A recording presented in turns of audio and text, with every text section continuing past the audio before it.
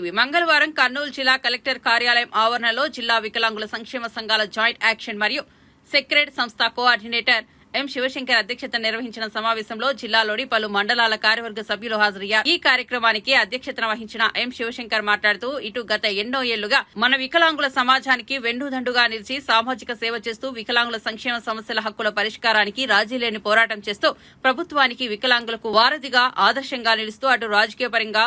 వికలత్వాన్ని పక్కన పెట్టి జనసేన పార్టీ తరపున అధినేత పిలుపు మేరకు ఎన్నో కార్యక్రమాలు చేస్తూ పాల్గొంటూ అనేక మంది మన్ననలు పొందుతూ ముందుకు సాగుతున్న జిల్లా వికలాంగుల అధ్యక్షులు బీసీ నాగరాజు సేవలను మా వికలాంగుల సమాజం రాబోయే రోజుల్లో మరింత వినియోగించుకోవాలంటే జనసేన పార్టీ అధ్యక్షుడు రాష్ట్ర ఉప ముఖ్యమంత్రి పవన్ కళ్యాణ్ కు తప్పకుండా జనసేన పార్టీ తరపున బీసీ నాగరాజుకి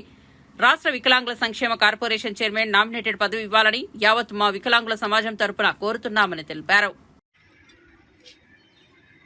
కర్నూలు జిల్లాలో ఈరోజు వికలాంగులకు సంబంధించినటువంటి అన్ని రకాల హక్కుల కోసం పోరాటం చేస్తున్నటువంటి బీసీ నాగరాజు గారికి ఇక్కడ మన జిల్లాకు సంబంధించినటువంటిదే కాదు రాష్ట్ర స్థాయిలో కూడా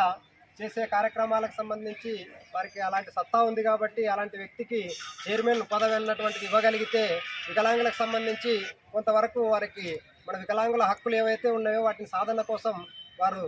శాయశక్తులా కృషి చేస్తారు కాబట్టి ఆ రకంగా బీసీ నాగరాజు గారికి రాష్ట్ర స్థాయి చైర్మన్గా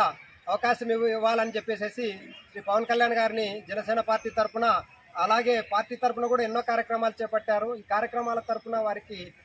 ఈరోజు పొత్తులో భాగంగా ఉమ్మడిగా ఉన్నటువంటి మన కర్నూలు జిల్లాలో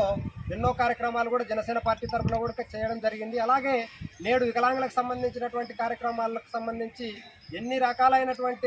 అవసరాలు ఉన్నాయన్నటువంటిది గుర్తించి గ్రామ స్థాయిలో ఉండే వికలాంగుల కోసం పోరాటం చేసే దిశగా ఇంకా ముందడుగు వేయాలంటే